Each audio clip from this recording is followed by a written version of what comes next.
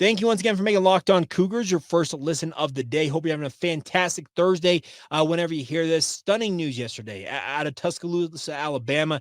Nick Saban stepping down from his position. He's 72, but it felt like just Nick was just going to keep going until he seemingly croaked on the job because he has Alabama among the nation's elite. It's just an annual thing. You see, if they're like the fifth worst odds to win the national championship every year, it's a bad year, it feels like, for Alabama under Nick Saban, but he is stepping aside. Whoever gets that job, whether it's Dan Lanning, whether it's the former BYU quarterback Steve Sarkisian, whether it's Lane Kiffin, or somebody completely off the radar out there that gets that job in Tuscaloosa, it's going to have a cascading and ripple effect on the rest of college football. This is the best job in college football in my mind because the resources allocated to your Alabama are unlike many programs out there. You're in a fertile recruiting ground. Alabama's won, was it 6 national titles under Nick Saban? The pedigree of what Alabama has in its back pocket, it means that almost every coach that may get approached about this position is probably like, yeah, I'll talk to you about it. If Kalani Sitake, for whatever reason, got a call from Greg Byrne, the AD at Alabama, and said, hey, Kalani, I'd like to talk to you about my job at Alabama. Kalani would be stupid not to take that phone call and take that meeting. That is how big a job this is. And whoever takes that job, it affects that program. And there's going to be a cascading effect on all of college football because of this. Because as coaches replace each other at different programs, the other thing about this is it opens the transfer portal window for each one of those programs. Currently, with Alabama coach Nick Saban stepping down, all Alabama football players have a 30-day window starting, I believe, is it yesterday or today, where they can enter the transfer portal with no penalty and find new programs to call home. Whoever takes over his job, like I said, that program then has that 30-day window open. It is going to cause ripple effects, and BYU can benefit from this in two ways in my mind.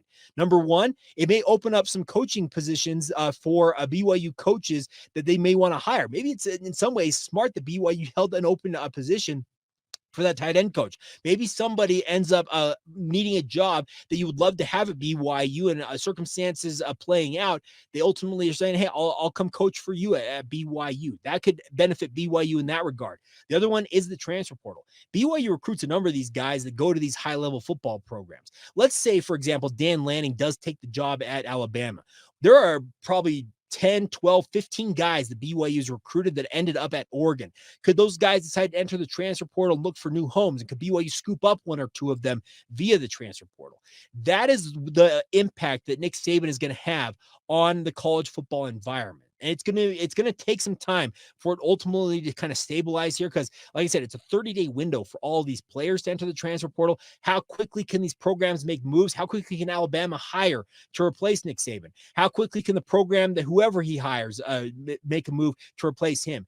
There is a cascading effect that is going to play out over the next months, weeks, whatever it's going to be.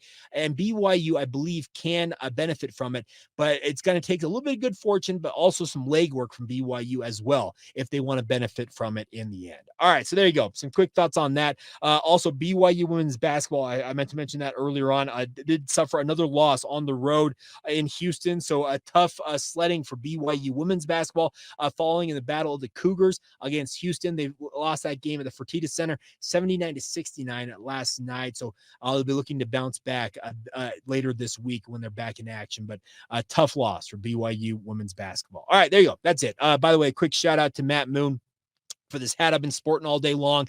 I'm calling it my new modern day Lavelle hat. I feel like I'm wearing a hat from the 1990s that Lavelle Edwards would have sported.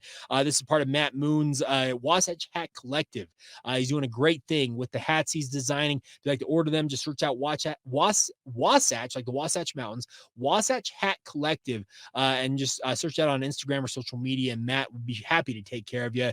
Big shout out to Matt, obviously, for his support of the podcast as well. And a big shout out to every one of you, not just Matt, that support this podcast. Thank you for making it your first listen of the day. Thank you to all of you who are everydayers as well. Until tomorrow on a Friday, when we talk about BYU and UCF, how things are looking in hoops and whatever else might happen, because we saw Pete Carroll and Nick Saban step down on the same day in pro and college football. What might happen tomorrow? Stay tuned and find out. And of course, we'll have it all covered for you BYU wise right here on Locked On Cougars.